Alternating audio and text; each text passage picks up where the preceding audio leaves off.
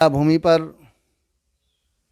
हम लोग आए हुए हैं और आराध्य देव की इस पावन भूमि को और उनके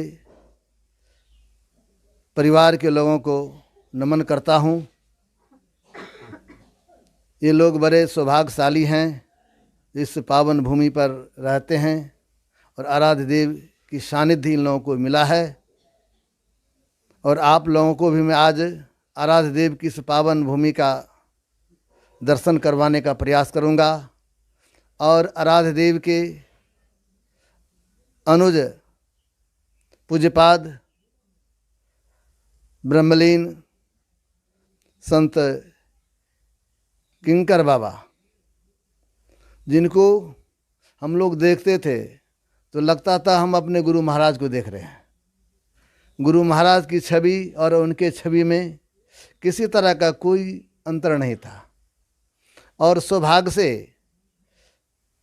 पूज्यपाद के ही वंश में हमारे पूज्य स्वामी आनंद बाबा, जो इनको आप लोग देखेंगे तो लगेगा हम लोग गुरु महाराज का दर्शन कर रहे हैं।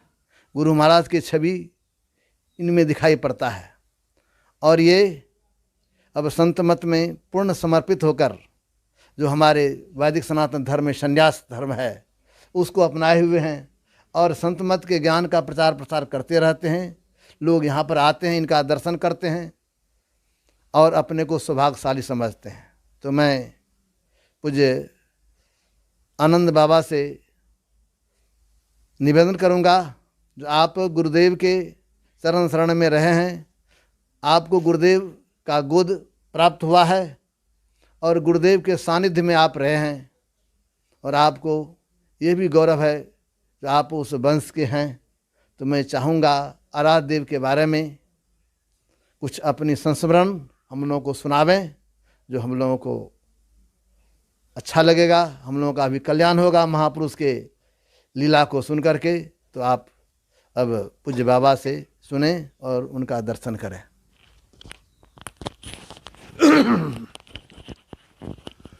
सबसे पहले तो मैं यह बताना चाहूँगा कि इस धरती को मैं अयोध्या कहता हूँ। यह कलयुग का अयोध्या इस भूमि को मैं कहता हूँ। त्रेता में जो अयोध्या यूपी में था तो भगवान राम को 3 माताएं थी। तो महर्षि में ही परमहंस जी महाराज को भी 3 माताएं थी। भगवान राम 4 भाई थे। सदगुरु महाराज 4 भाई बहन हुए। उनका नाम था राम, इनका नाम था रामानुग्रह लालदास। राम जोर अनुग्रह, रामानुग्रह। ये धरती कलयुग का अयोध्या है।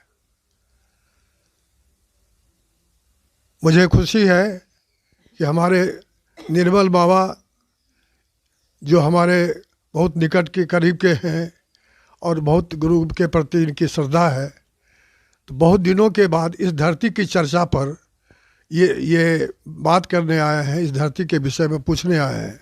यह काम तो मैं समझता हूँ हमारे जो पुराने जितने संत थे यह उनको प्रचारित करना था।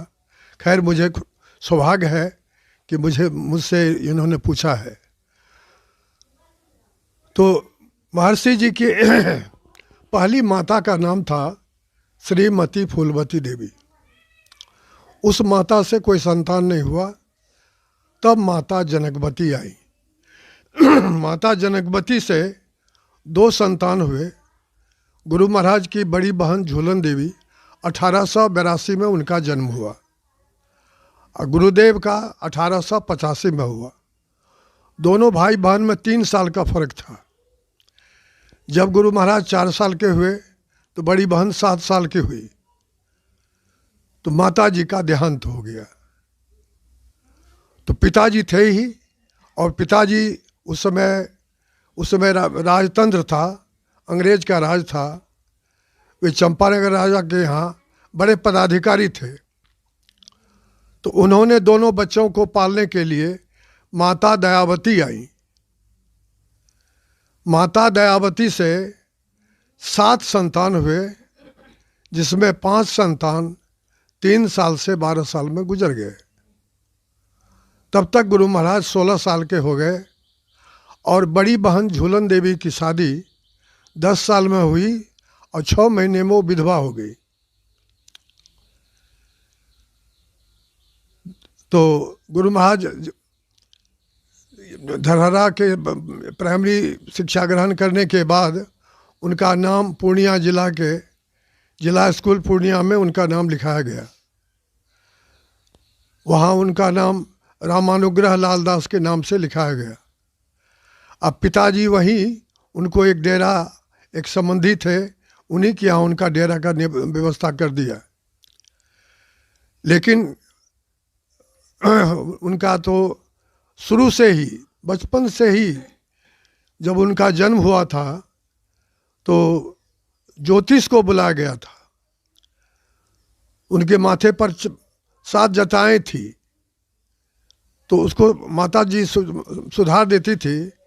इसके बाद भी फिर वह जो है वैसे ही बन जाता था। तो ज्योतिष को दिखाने के बाद ज्योतिष ने कहा कि ये बहुत बड़े संत होंगे। तो महर्षि जी को पिताजी माया में रहने के लिए उन्होंने उनकी पढ़ाई लिखाई शुरू की जिला स्कूल में। वहीं पढ़ते पढ़ते उनको वैराग हो गया। परीक्षा दे रहे थे, परीक्षा में उन्होंने लिखा, दे धरे कर यह फल भाई, भजिए राम सब काम बिहाई। यह लिख कर उन्होंने परीक्षा हॉल को छोड़ते हुए और निकल कर अनजान सड़क पर वो चलते गए।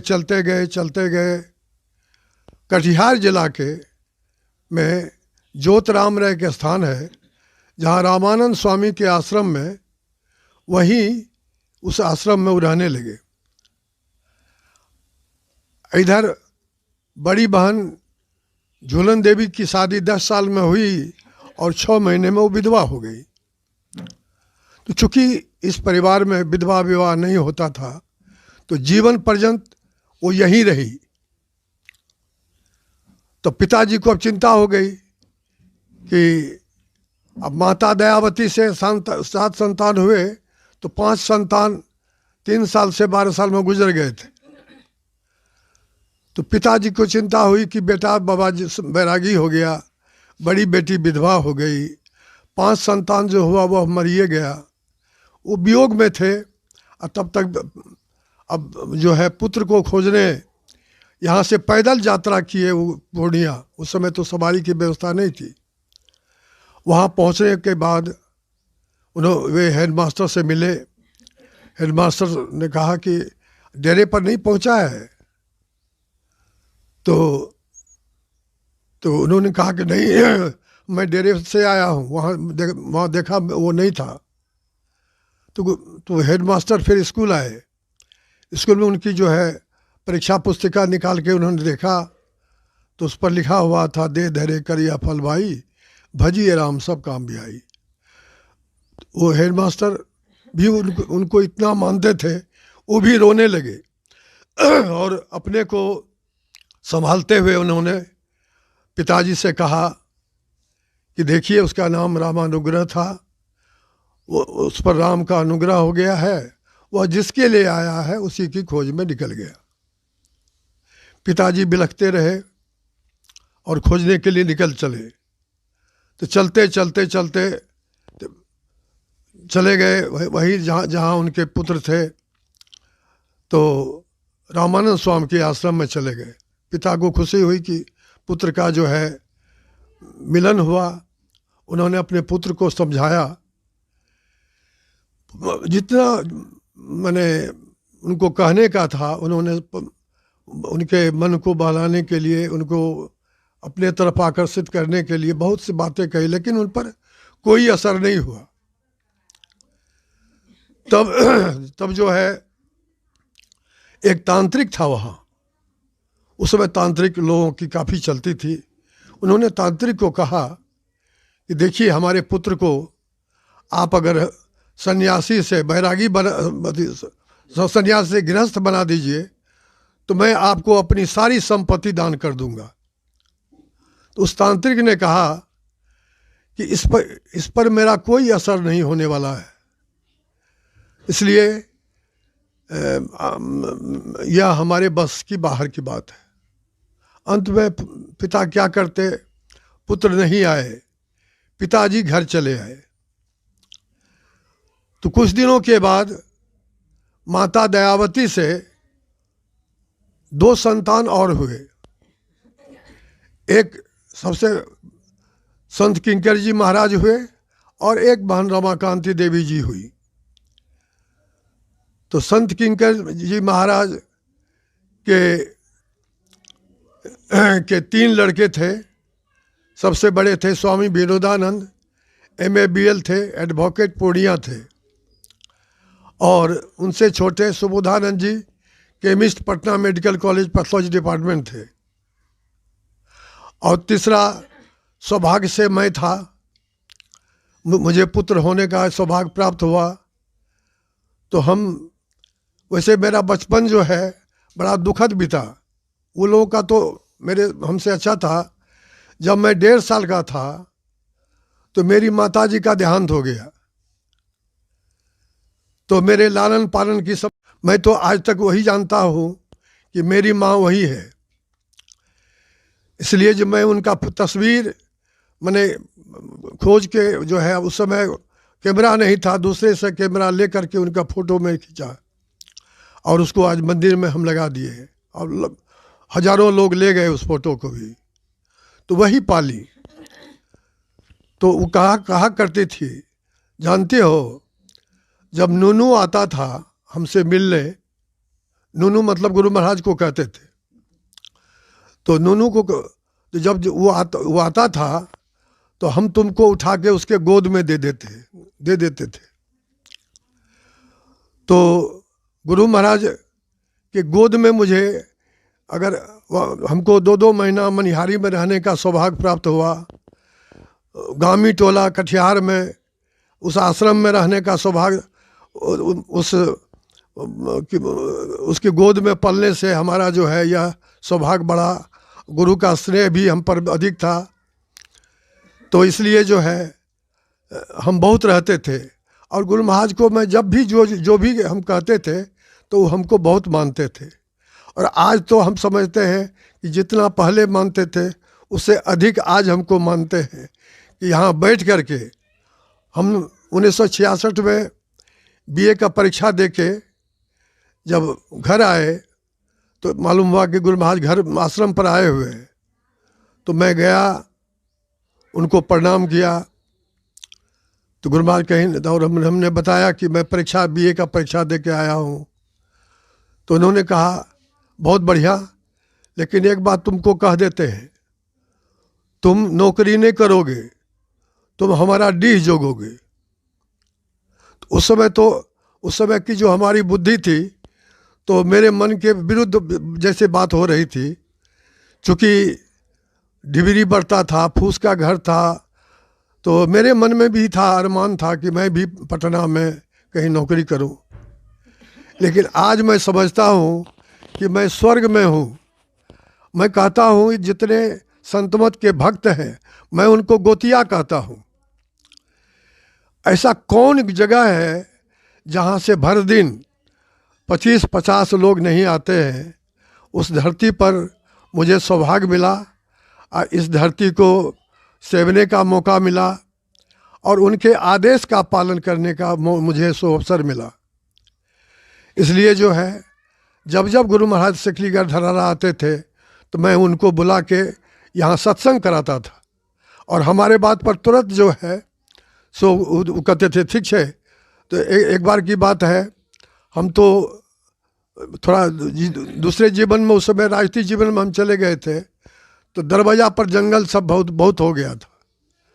तो हम 4 बजे गए गुरु महाराज से पूछने कि बाबा से काल सत्संग अपना कहते हेतिए, कल्ले करबा? तो जी अच्छा ठीक है। तो सवेरे क्या लिया? अब तो हमको हो गया मुश्किल, जंगल बहुत था और साफ कराने रात भर जो है 12-1 बज गया साफ कराने में। हाँ, अब 4 बजे राम जी थे एक बिहारीगंज के, आजकल के तो दूर में रहते हैं, तो आश्रम में रहते थे राम जी नाम के। तो उनको देखते हैं, भेज दिए कि हम जो जाके देखो वो तैयारी हुआ कि नहीं। तो राम जी कहे कि तैयार भेलिए। हम कहलिए तैयारी अच्छे, घंटा और घंटा देरी क्या कहवे कि थोड़ा देर में चले ले, और सब रह गए। तो हमको तो भर रात जो है मैंने पूरे जगरना हो गया, और सुबह सदगुरु महाराज पहुंच गए और सत्संग हुआ, लोग आए। जब जब हमको ऐसा मौका मिला उनका सानिध्य में रहने का, और सबसे तो बड़ी बात, आज उनकी बड़ी बहन ही हमको पाली, जो आज संसार में आप मुझे देख रहे हैं। अगर वो नहीं पालती तो मैं कहाँ रहता, नहीं रहता। और इसलिए हमारी जन्म देने वाली माँ नहीं हो, लेकिन हमारी काया को इस रूप में करने वाली माता वही है। मैं उन्हें प्रणाम करता हूँ और सदगुरु महाराज से प्रार्थना करता हूँ कि मुझे आप में हमारा मन लगा रहे, यही हमको सद्बुद्धि दिया जाए। और मैं हमारे निर्मलानंद जी महाराज हमसे पूछना चाहते थे, जानना चाहते थे, तो मैं इतना ही कहूँगा। और यही आप लोग भी गुरु महाराज से प्रार्थना कीजिए, जब तक मैं शरीर में रहूं संत मत के साधुओं का सम्मान करूं, संत मत के हमारे गोतिया लोग जो आवे उनके प्रति हमारा स्नेह बना रहे, और जब तक जीवूँ गुरु महाराज को जपता रहूं, यही मेरा जीवन है, यही हम कहना चाहते हैं। बोलिए श्री सदगुरु महाराज की जय। पूज्य आनंद बाबा से आप श्रवण कर रहे थे। जब मैं गुरुदेव के बारे में सुना तो मेरा रोंगटा खड़ा हो गया। इनके हृदय की भावना है, और आप देख रहे हैं जो बाबा को, तो आप देखते हैं तो लगता होगा आज गुरु महाराज को ही हम देख रहे हैं। इनकी छवि को देखने से तो ऐसा ही लगता है। और इन्होंने कहा गुरुदेव का आदेश है इसे डीह को जोगना। देखिए संत तो त्रिकालदर्शी होते हैं ना, सब कुछ जानते हैं जब भविष्य में क्या होगा। भविष्य को देखते थे हमारे गुरु महाराज, तब तो इस तरह का आदेश देके गए हैं, और उस आदेश का ये बहुत सुंदर ढंग से पालन कर रहे हैं। और जितने भी गुरु भाई आते हैं तो हम लोगों को तो इनको देखता हूँ तो बड़ी खुशी होती है। हमको तो लगता है हम लोग एक परिवार के हैं और एक माता पिता हम लोगों के हैं। जैसे देखता हूँ तो बड़ी खुशी होती है। मैं चाहूँगा हमारे बाबा हम लोगों के बीच इसी तरह रहें, और गुरुदेव का जो ज्ञान है इस ज्ञान को लोगों को बांटने का काम तो करते ही हैं और करते रहें। इनको देखने से लोगों का मनोबल बढ़ेगा, आत्मबल बढ़ेगा। और हमारे बाबा तो हमारे गुरुदेव के वंश में जन्म लिए हैं। आया है रामायण में, सो कुल सुनो धन्य उमा जगत सुपूज सुपणीत। कहते हैं भगवान शिव वह कुल धन्य है जिस कुल में भगवान के भक्त जन्म लेते हैं। तो हमारे गुरुदेव का ये वंश है तो बड़ा पावन है, बड़ा पवित्र है। मैं इनको प्रणाम करता हूँ। और हमारे आराध्यदेव बहुत व्यवहार ज्ञान रखते थे। एक बार आराध्यदेव से मिलने के लिए राजेंद्र बाबू के पुत्र पटेल बाबू, जिनको प्रफुल्ल बाबू लोग कहते थे, आगे गुरु महाराज से मिलने के लिए गुरु महाराज को कहा गया हुजूर पटेल बाबू आ रहे हैं। तो जैसे पटेल बाबू का नाम सुने तो गुरु महाराज बैठे थे अपने आसन पर, कहते कुर्सी लाओ कुर्सी लाओ। तो कुर्सी लाया गया और जैसे पटेल बाबू नज़दीक आए तो गुरु महाराज खड़ा होने के लिए तैयार हो गए। तो पूज्य भगीरथ बाबा थे, पूज्य संत इन लोगों की इच्छा तो नहीं खड़ा हो, तो गुरु महाराज को जल्दी खड़ा करो। तो कहा इन लोग थोड़ा देर किए, तब तक मैं आ गए पटेल बाबू। गुरु महाराज को हाथ जोड़े, हुजूर आप बैठिए, आप हमारे लिए क्यों खड़े होंगे, आप बैठिए। गुरु महाराज को बैठाए और गुरु महाराज की कुर्सी पर बैठे। कहा नहीं कुर्सी पर मैं नहीं बैठूंगा, आप तो हमारे पूज्य हैं, महापुरुष हैं। तो गुरुदेव कहते देखिए आप हमारे गुरु के पुत्र हैं और आप हमारे गुरु के पुत्र हैं, इसीलिए मैं आपका आदर करूँगा, आपका सम्मान करूँगा, आप हमारे लिए पूज्य हैं, इसीलिए आप बैठिए। आज का नहीं हजूर हम नहीं वहाँ बैठेंगे। वे नीचे चरण में बैठ गए। तो देखिए गुरु महाराज ये व्यवहार का ज्ञान भी, जो गुरु पुत्र हैं, गुरु के वंश के हैं, तो वही हम लोगों को सौभाग्य है, ये ज्ञान हम लोगों को भी लेना चाहिए। हमारे आराध्य देव के वंश से, उनके गोद में पलने वाले हैं, तो पूज्य बाबा तो ये हमारे लिए भी पूज्य हैं, श्रद्धा के पात्र हैं। मैं चाहूँगा इसी तरह संत मत का ज्ञान का प्रचार प्रसार इनके माध्यम से भी हो। और इनसे मेरा ही आग्रह है, जो आप तो हमारे गुरु महाराज के वंश के हैं, तो आपके जितने भी सब आपके हैं और सब आपके लिए बराबर हैं। आप सबको वही प्यार देते रहें, और जितने भी हमारे पूज्यजन यहाँ पर आवें वो सब का ये नमन करने जो धरती है, और सब यहाँ पर आएंगे और सब के लिए आप आदर के पात्र, और सबको आप सम्मान देते रहेंगे, यही मैं चाहूँगा। और आप देते भी हैं, जबकि मैं इनसे इनके बहुत छोटे भाई के तुल्य हूँ, लेकिन जब मैं आता हूँ तो बड़ा प्यार देते हैं, बड़ी प्रेम से मिलते हैं, तो हमको बड़ी खुशी है। मैं चाहूँगा गुरु महाराज हमारे पूज्य बाबा को इसी तरह हम लोगों के बीच रखें, जो हम लोगों को भी विशेष से विशेष लाभ हो। और मैं पूज्य बाबा से एक बात और कुछ देर के लिए पूछना चाहता हूँ, गुरु महाराज से कोई बात हुई तो उसको उनकी भाषा में कहने की कृपा करें।